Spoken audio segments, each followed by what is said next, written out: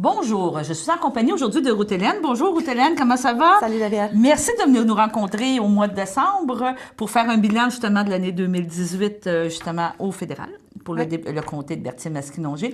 On rappelle à nos téléspectateurs que l'émission est enregistrée en décembre, mais qu'elle passe en janvier. Là, c'est juste, on a encore notre décor de Noël, mais je pense qu'on peut se permettre de mettre un décor de Noël en janvier encore. Bon, ben bonjour Ruth Hélène, ça va bien? Oui, ça va bien. Je suis vraiment contente. On a terminé à Ottawa. C'est fini. C'est moins de voyagement. Aller-retour, Ottawa, Trois-Rivières. Donc, Maintenant, tu demeures à Trois-Rivières, oui? j'ai un appartement à Pointe-du-Lac, mais j'habite avec mon chum à Yamachiche. À Yamachiche, À OK. Yamachiche. Que Gatineau puis tout ça, là, c'est vraiment Gatineau. dans ce que J'ai encore un appartement à Gatineau parce OK. qu'on siège du Ah, bien lundi oui, au c'est vrai, vendredi d'accord. 3 fois par mois à partir du septembre jusqu'à mi-juin. Donc, quand même, j'ai besoin d'avoir un pied à terre. Puis mon fils, il va à l'école à un cégep à Gatineau. Ah, OK. Il va avoir 18 ans le mois de février. Oh, mon Dieu! Ah, ouais. La majorité, là, tu vas Ouais. vivre ça, ça va être un autre processus, Ouais, là, mais je veux ça va dire. tellement vite. Je peux pas croire que Oui, c'est ça, mon on a petit 18 bébé va ans. avoir 18 ans, mais bon, C'est ça. tout va bien. Là, tu vas avoir la loi du cannabis, la loi de l'alcool et tout ça. Il y a plein de Ouais. choses qui vont se passer, là, à Mais 18 vraiment ans. sage. Ah Il est oui, sage moi, c'est encore. très On bien. a une bonne relation, bonne communication. Ah, ben c'est bien. Vraiment On va- important. Donc, c'est d'accord, on va parler une première partie du bilan de l'année qui s'est passée à Ottawa, de l'implication que tu as fait, parce qu'on a eu beaucoup de dossiers qu'on t'a vu intervenir. On a parlé d'ALENA, de gestion de l'offre, des choses comme ça. Est-ce que tu veux nous en parler un petit peu, justement, de la renégociation de l'ALENA et de la gestion de l'offre, là, les péripéties, qu'est-ce qu'on a vécu un petit peu, puis ta position? Ouais. Ouais, le nouvel accord, on l'a connu comme ALENA, mais maintenant, ça s'appelle AEUMC. C'est l'accord États-Unis-Canada-Mexique. Je pense que négocier avec Trump, c'est pas facile, mais notre premier ministre a toujours dit je vais pas signer un accord tant que c'est pas un bon accord. Mais à sortir avec un accord qui mette en péril notre système de gestion de l'offre puis notre souveraineté alimentaire. Puis OK. on sait très, très bien que les libéraux ont promis de protéger notre système de gestion de l'offre, mais il faut que les bottines suivent les babines. Puis OK. quand on donne plus d'accès, puis c'est les 3 derniers accords commerciaux signés par les libéraux qui donnent plus de 10 d'accès à notre marché à des étrangers. Donc, présentement, notre système de gestion de l'offre paraît comme un petit morceau de fromage suisse OK. parce qu'il y a des trous à OK. l'intérieur. Puis à chaque fois qu'on signe un accord, on affaiblit notre système de gestion de l'offre. Donc, c'est vraiment, vraiment triste. Puis on cherche de voir les bonnes côtés, les bonnes nouvelles dans cet accord-là. Mais là, c'est pas réglé. Là, c'est signé. Ça a été C'est signé signé. au mois de novembre. Ça a Oui. été signé. Mais la mise en application, elle n'a pas été faite encore Non. parce que je pense que il faut que chacun des pays, ça passe au gouvernement. Il faut que ça va passer en février, j'imagine, l'acceptation de cet accord-là. Exactement. Il faut que ça soit accepté en Mexique. Il faut que ça passe aux États-Unis. Puis nous, on va avoir la chance de débattre à la Chambre des communes. OK. Est-ce que tu penses que ça va passer? Je peux compter, je peux faire les mathématiques, puis on a un gouvernement majoritaire libéral, Ouais. malgré qu'on a 40 députés libéraux au Québec. Ça me fait peur. Ça me fait peur beaucoup parce que ça donne aussi un droit de regard dans le futur. Donc, si le Canada veut négocier avec un autre pays un accord commercial, il faut qu'on cogne à la porte des États-Unis pour dire « Hey, pensez-vous que c'est correct si on négocie un accord avec tel pays? » C'est du jamais vu. Donc, OK. tu sais, j'ai vraiment hâte de voir le texte final parce qu'on sait que le diable est vraiment dans les détails. Et ça n'a pas été fait encore. Vous n'avez pas vu le texte encore. Non, on n'a pas eu le projet de loi déposé à la Chambre des communes. OK. Puis depuis le mois de janvier, début 2018, je suis leader parlementaire à la Chambre Ouais. des communes. Donc, j'ai je garde un œil proche sur tous les projets de loi déposés du gouvernement. Donc, j'attends avec impatience de voir ce projet de loi. Et là, c'est ça, on voit ce projet de loi-là. Et quand tu parles de la gestion de l'offre, je crois qu'ils ont promis aussi d'avoir des compensations. Et encore là, s'il n'y a rien de réglé, je pense, hein, non? Non, il n'y a rien de réglé encore. Le gouvernement a mis sur pied des groupes de travail. Donc, ils consultent encore. On sait que le gouvernement Trudeau, il aime ça consulter. Il consulte pour des années, puis c'est une façon de repousser le fait qu'il doit prendre une décision quand même. Il doit gouverner. Ouais. Donc, il est en train de consulter. Et votre proposition, c'est quoi? D'en donner plus aux agriculteurs, d'aider? On a je sais qu'il y a quand même des problèmes aussi au niveau de la taxation. Donc, ça, c'est provincial, malheureusement. C'est provincial, mais quand même, je veux dire, ils ont beaucoup de problèmes. Ça l'ajoute là, aux problèmes. Oui, là, ça s'ajoute. Mais, tu sais, comme je disais un petit peu plus tôt, c'est 3 accords, un après l'autre. L'accord du partenariat transpacifique. on a donné de l'accès. L'accord CETA, Canada-Europe, on donne accès. Puis maintenant, on a l'accord Canada, États-Unis, Mexique, on donne encore de l'accès. Puis je me souviens, on a eu un problème avec les États-Unis, le lait diafiltré. Puis c'était la responsabilité du gouvernement fédéral de régler cette problématique-là.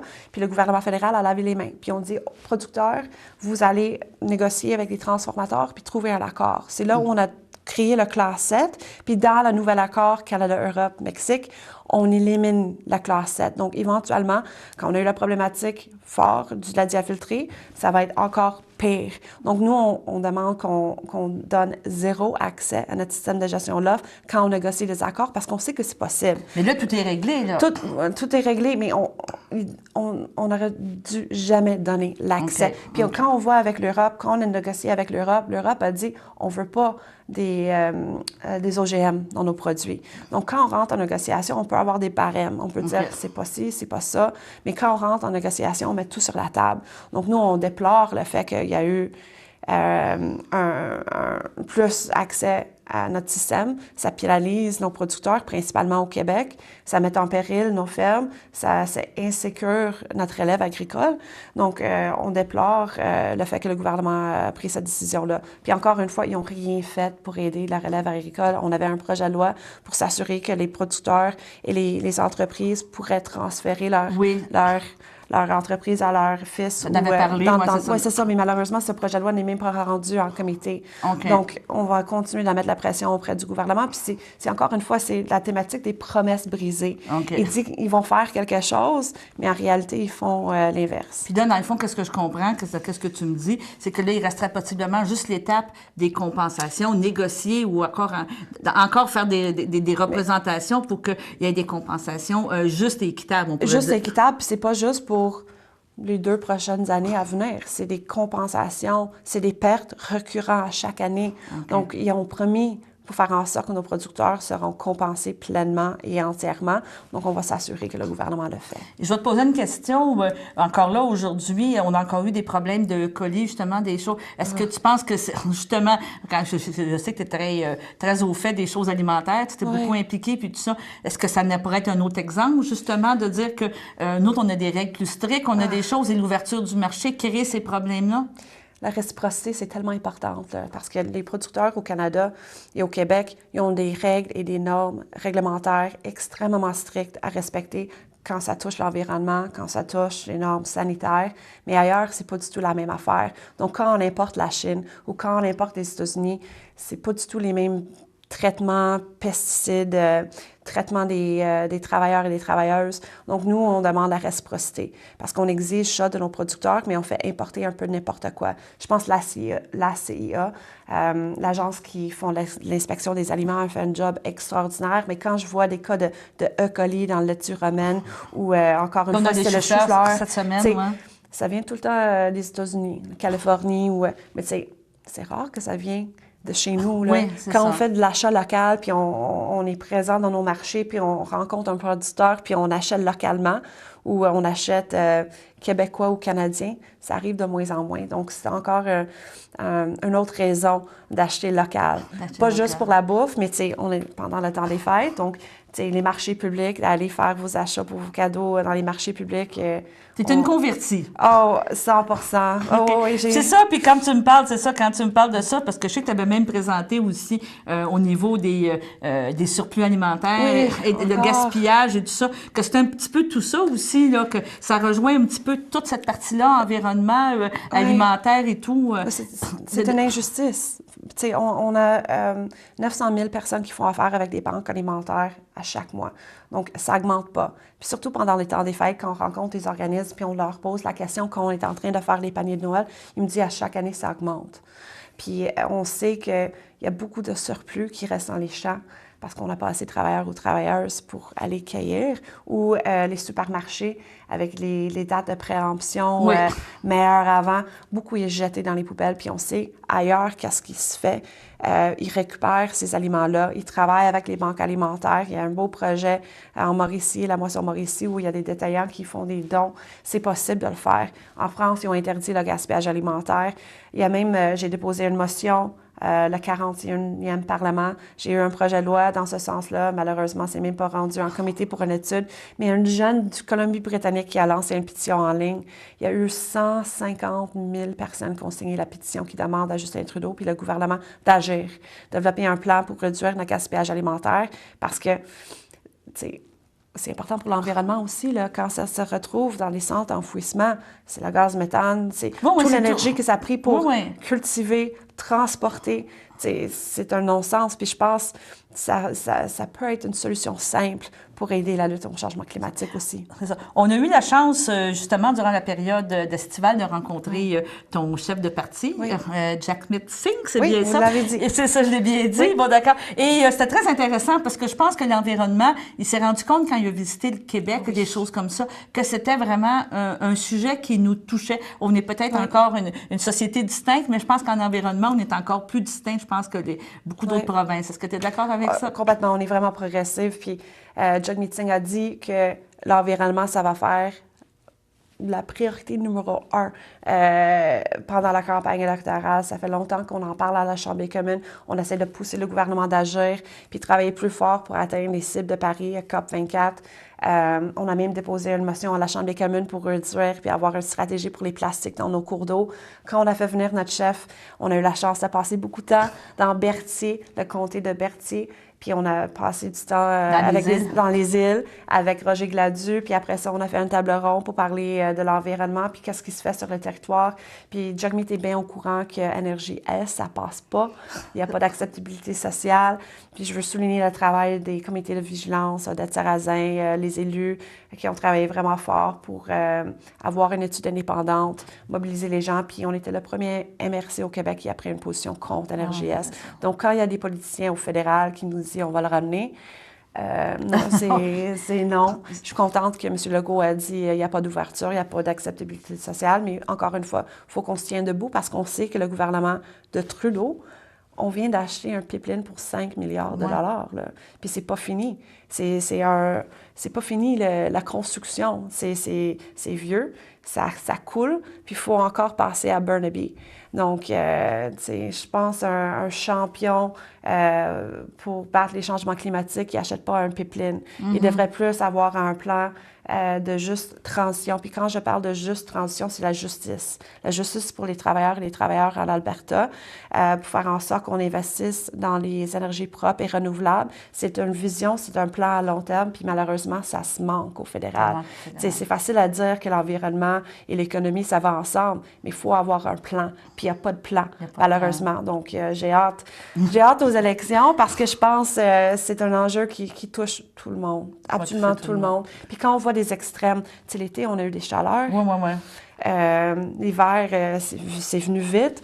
Les feux de forêt en Colombie-Britannique, à chaque année, c'est des extrêmes. On a eu des inondations aussi. C'est de plus en plus dur. Donc, c'est une réalité qui touche tout le monde. Puis, il faut qu'on travaille tous ensemble pour battre les changements climatiques. Une autre réalité qui touche tout le monde ici dans la région, où on est bien conscient, c'est l'Internet haute vitesse, le Wi-Fi. Je pense que c'est encore un autre fer de lance là, que tu as travaillé fort cette année. Oui, je sais qu'il y a eu des investissements du gouvernement fédéral et du gouvernement provincial, mais le problème, c'est qu'il faut avoir une stratégie, une vision à long terme, parce que quand on donne l'argent à des grosses compagnies, ils ne sont pas obligés à desservir les petits rats. Il y a des places à Lavaltrie. Il y a 34 résidents qui n'ont pas accès à Internet haute vitesse. Ils ne respectent même pas les normes minimales du CRTC. C'est pas normal. On parle de 2018. Là, si tu n'as pas l'Internet, un Internet haute vitesse de base, même pas un super rapide, c'est très important parce que, je veux dire, aujourd'hui, tout se passe. Tu n'es plus capable même pas, de travailler avec le gouvernement, que ce soit provincial ou fédéral. Tu te fais dire, allez sur le site Internet, allez appliquer sur le site Internet. Tu ne te rends pas ces accès-là. C'est des coûts, là. Il faut que ça soit de haute vitesse, qui respecte les normes du CRTC, mais il faut que ça soit abordable aussi. Parce que je connais des entreprises, j'ai une entreprise à Masquinongé, puis malheureusement, ils payent 2 fournisseurs d'Internet parce qu'ils sont jamais sûrs s'il va avoir C'est des assez. coûts, là, c'est des Oui, coûts. c'est énorme. Donc, c'est l'incertitude. Puis si on veut garder les gens ici en région, puis éviter l'exode, puis si on veut avoir des entreprises qui Ben, prennent c'est ça. l'expansion, Des aussi- employés aussi. les employés, mais tu sais aussi les fermes. Ouais. Tout ça se passe par Internet aussi. C'est des entrepreneurs. Mm-hmm. Tu sais, les grosses fermes sur le territoire. Tu sais, on veut attirer les jeunes familles, les travailleurs autonomes, il faut avoir un Internet. Puis tu sais, il y a des compagnies sur le territoire qui font un job extraordinaire, mais ça manque ça manque du fédéral d'avoir un plan pour s'assurer que tout le monde est connecté. Puis c'est pas juste Internet. Internet, ça va aussi avec le réseau cellulaire. Ouais. Parce que quand on se promène, je sais que tu te promenais beaucoup, Daniel, Toi un aussi, peu partout, on se promène beaucoup, on se voit souvent sur la route, oui. sur la route, les entre les événements. événements, mais tu sais, ça manque. Il y a des endroits où on n'a pas accès. Ou c'est Un ça, réseau c'est cellulaire. ça. Ou c'est pas fiable. C'est pas T'as fiable. t'as de réseau, t'as pas de réseau, puis tout ça. Donc, ça, c'est vraiment quelque chose. Une priorité. C'est une priorité et comme tu dis, je pense que c'est important pour justement s'assurer d'avoir premièrement des investissements d'entreprises et de choses et par la suite aussi de rester les gens, là, de garder les gens. Faut investir dans les infrastructures numériques, mais s'assurer que quand on investit, que tout le monde est desservi. Puis c'est abordable. Et ça, c'est une loi maintenant, c'est quelque chose qui avait été présenté. Il faut retravailler encore faut sur respecter les normes minimales du CRTC, mais ça ne se fait pas présentement. Donc, nous, on revendique que le gouvernement respecte ces normes-là. Puis, tu sais, ils investissent, puis quand ils investissent, ils disent à Bell ou Vidéotron, tu vas servir tout le monde. Mais c'est pas rentable pour eux. Non, non. Donc, il faut les forcer à le faire. Quand on signe le contrat, puis quand on donne l'argent, il faut s'assurer que ces gens-là sont desservis. Mais sur le territoire, on a ELPC qui font un travail extraordinaire un petit peu plus haut. Mais tu sais, il y a des endroits où c'est juste Bell qui ont le territoire, qui ont le droit de desservir, ou c'est juste Vidéotron, puis ils font pas la job. Puis nous, on peut mettre la pression, mais tu sais, on peut pas faire des miracles. Mais ça prend la volonté, ça prend un plan, puis la pression du gouvernement fédéral. OK. C'est drôle, on va faire une petite pause, oui, puis on va revenir avec d'autres sujets. Parfait. Merci. Bonne journée, mon grand. Je m'appelle Jacob, j'ai 6 ans et j'ai une amputation à la jambe gauche. Salut! Aujourd'hui, c'est une journée spéciale parce que je vais faire une présentation devant mes nouveaux camarades de classe. Ça, c'est ma jambe de natation. Ma prothèse de natation, c'est les amputés de guerre qui me l'ont donnée. Merci de votre appui. Nous sommes de retour avec Ruth Hélène Brosseau et nous allons parler maintenant, dans la deuxième partie de notre émission, on va parler justement d'assurance-emploi. Au niveau du NPD, vous avez fait beaucoup de représentations au niveau de l'assurance-emploi parce qu'il y a une grosse cagnotte. Il faut s'entendre que autant dans les 15 ans, 20 ans, c'était comme déficitaire et tout ça. À un moment donné, ils ont changé tellement les règles qu'on s'est retrouvé avec des surplus énormes. Puis l'accessibilité aussi a été beaucoup réduite au niveau de l'assurance-emploi. C'est malheureux. Parce que, tu sais, encore une fois, en 2015, les libéraux ont fait des belles promesses, mais ils ne réussissent pas à réformer puis réparer les problèmes avec l'assurance-emploi. Un exemple flagrant, c'est que si vous êtes malade, il y a une assurance maladie de 15 semaines. Mais si vous avez un cancer, n'importe quelle maladie, il faut quand même... 15 semaines, c'est pas suffisant. Beaucoup. Donc, il y a eu un mouvement citoyen, une pétition qui était signée. Je pense plus de 100 000 personnes ont signé la pétition. Il y a eu des pressions auprès encore le ministre responsable puis les 40 députés du Québec. Mais malheureusement, il n'y a pas eu de mouvement. Donc, nous, on revendique que c'est pas juste 15 semaines, ça va aller jusqu'à 50 semaines, une assurance maladie. Puis je pense que c'est juste.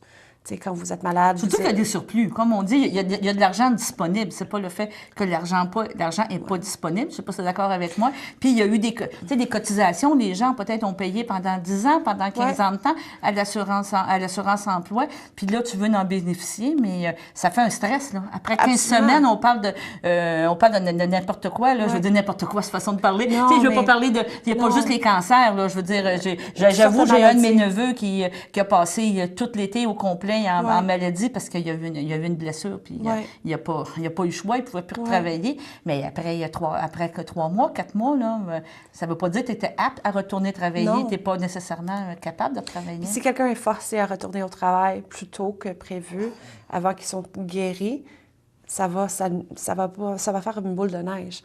Puis, tu sais, il faut vraiment prendre soin de ces gens-là. Il y a le stress, comme on dit, le stress la fatigue, la santé mentale. La santé mentale et tout, je veux dire, je pense que c'est important. Là, mais tu sais, quand quelqu'un travaille, contribue, paye ses impôts, cotise à l'assurance-emploi, il faut s'assurer qu'elle soit là, au rendez-vous, pour ce travailleur ou travailleuse-là. Donc, nous, je pense qu'on a déposé peut-être une vingtaine de projets de loi pour améliorer notre système d'assurance-emploi. Mais ça, c'est un gros... puis je pense que le gouvernement peut faire un changement rapidement qui peut avoir un effet positif dans la vie des gens Moi, je malades. pense que ça serait important. Je pense que ça va être un de vos chevals de bataille, on pourrait dire en Un 2018. parmi plusieurs. Mais je pense que le gouvernement peut agir rapidement pour faire ces modifications. Puis il y a aussi la main-d'œuvre. Hein. Tantôt, on parle d'assurance-emploi, mais avant de peut-être demander d'assurance-emploi, il y a la main-d'œuvre. Donc, une meilleure accessibilité, un meilleur. Comment je peux dire ça? Et quand on se promène dans le comté, on voit partout, nous embauchons. Nous embauchons, oui.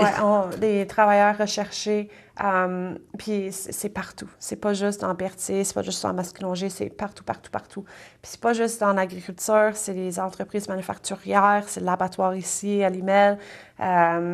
Donc, tu sais, il faut s'assurer que le système d'immigration, il fonctionne. Donc, il y a des travailleurs étrangers temporaires, puis on a eu des problématiques avec le gouvernement Harper. Une année, je pense qu'on a eu quelques millions de dollars de pertes parce que les producteurs agricoles n'étaient pas capables d'avoir les travailleurs de produire, à temps. De produire, de sortir le stock, exact, parce que, de vider les champs, comme on dirait. Les asperges, là, quand ça pousse, tu ne peux pas dire non, arrête, là, on attend nos travailleurs.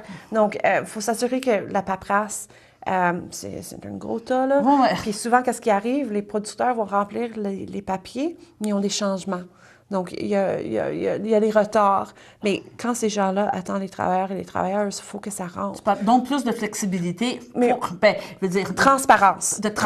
OK, d'accord. Transparence de la part du gouvernement fédéral. Mais aussi, les gens qui viennent travailler ici, il faut leur offrir peut-être un voie de devenir citoyen. OK. Puis ces gens-là, ils vont pouvoir payer les impôts, contribuer à la société. Donc, il y a beaucoup à faire. Donc, c'est juridiction fédérale, provinciale. Mais tu me parlais aussi d'accessibilité au logement, exactement. d'être capable de pouvoir les... Quand on fait venir des travailleurs et des travailleuses, exemple ici à Limel, à Limel, il faut avoir des logements. Puis les logements abordables, c'est exactement le même problème à Yamachiche. On a un gros projet d'expansion à Limel où on va abattre plus de porcs, mais on n'a pas de logement.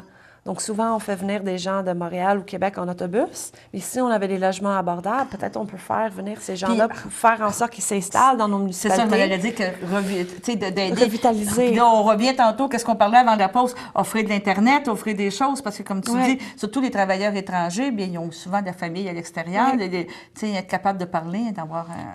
C'est important. C'est important, mais le problème du pénurie de main-d'œuvre, c'est complexe. Mais il faut que tout le monde travaille ensemble. Tous les niveaux de gouvernement, même municipal, mais il faut trouver des solutions parce que ça freine le développement.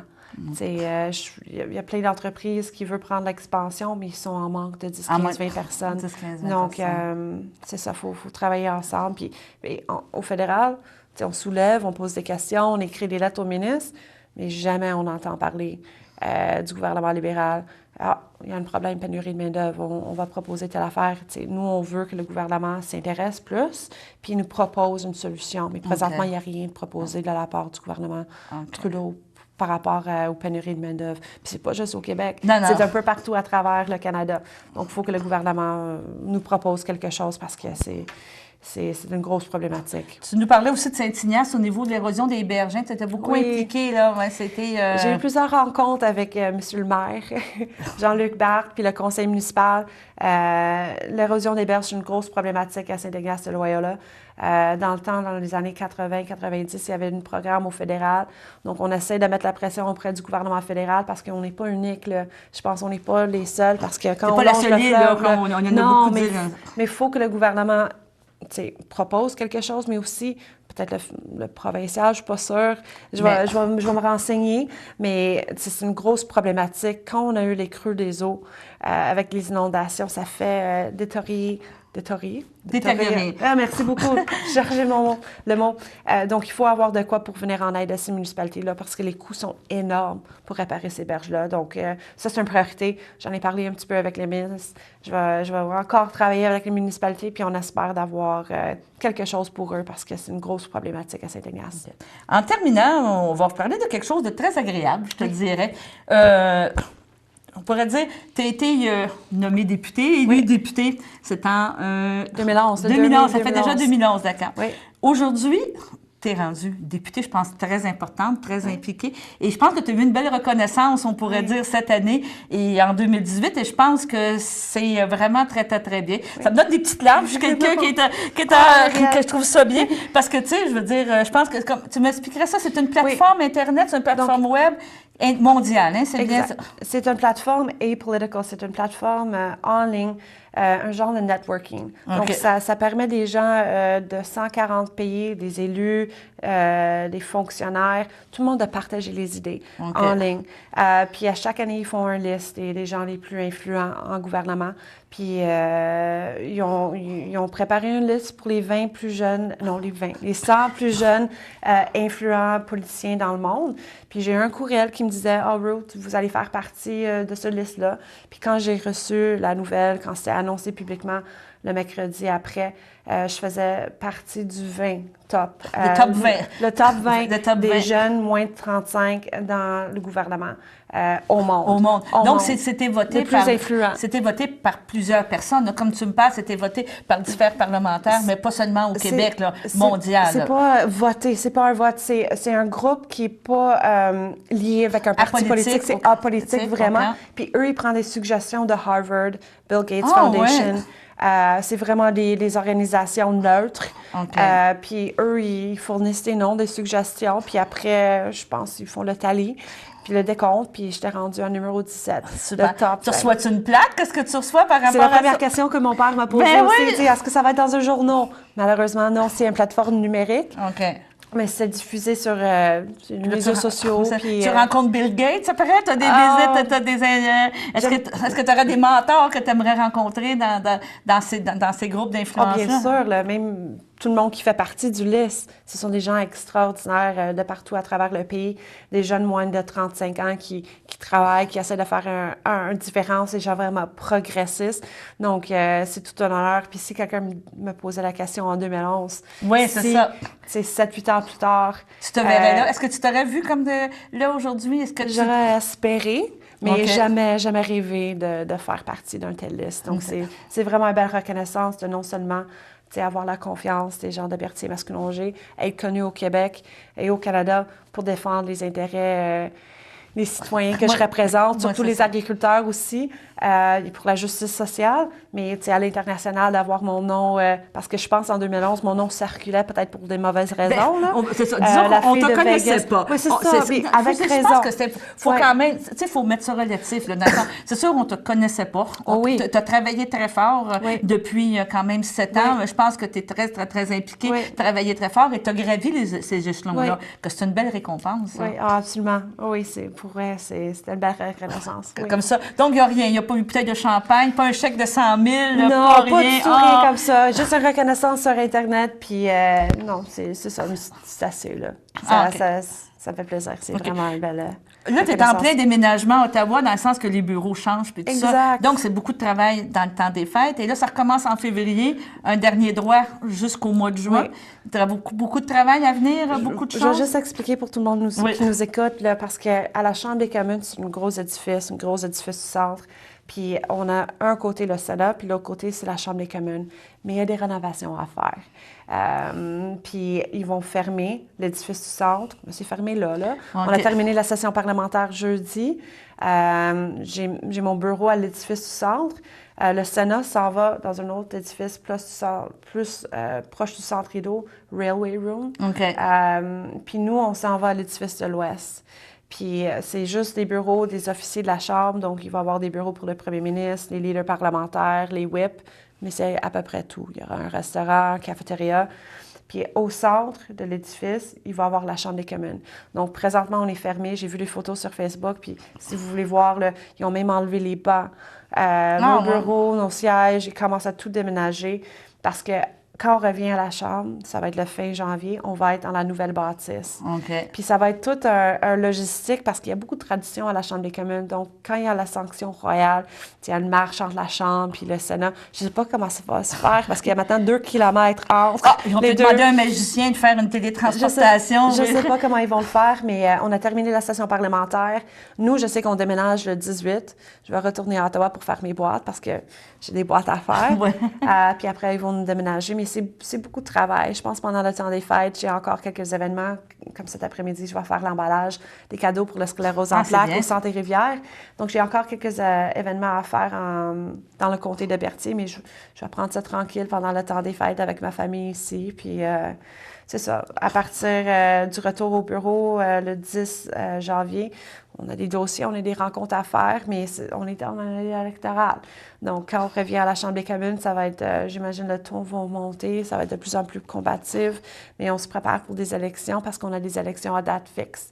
L'élection va avoir lieu le 21 octobre 2019, mais je sais qu'Élections Canada, il va être prête. Donc, si Justin Trudeau ne veut pas respecter les élections à date fixe... Il y aura une possibilité. Il y aura une possibilité. Il peut déclencher, Élections Canada est prête à partir du mois d'avril pour déclencher une élection générale. OK. Donc, octobre, avril, En principe, on se prépare. on devrait se préparer. On Bon, se ben, je prépare. te remercie beaucoup, Ruth-Hélène. Toujours C'était un très plaisir. apprécié, bien Toujours aimé. un plaisir. Puis, j'espère que tu vas venir nous reparler, en principe au mois de juin, venir nous reparler un petit peu de la session. J'espère avant. Bon, ben, J'espère avant. on prend ça en note, Oui. on t'accepte n'importe quand tu veux Parfait. venir. Puis, justement, joyeux Noël, bonne année, Oui, puis joyeux bon Noël. déménagement dans Merci. tes nouveaux bureaux à Merci Ottawa. beaucoup. Merci. Merci, Daniel.